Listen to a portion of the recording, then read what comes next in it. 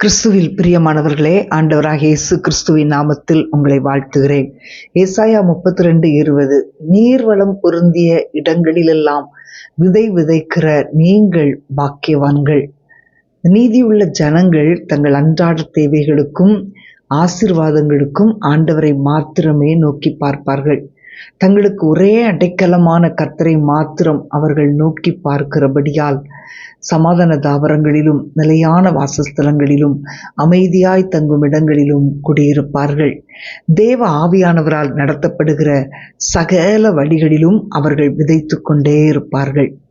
நீதிமான்கள் செய்கிற காரியம் எதுவாயிருந்தாலும் கர்த்தர் அதை வாய்க்கச் செய்வார். அவர்கள் கர்த்தரை நம்பியிருப்பதினால் அவர்களை பாக்கியவான்கள் என்று ஆண்டவர் அழைக்கிறார். ஏனென்றால் கர்த்தர் சொல்வதையே அவன் செய்கிறான். நீங்கள் தேவனால் தெரிந்து கொள்ளப்பட்டவர்களானால் அவர்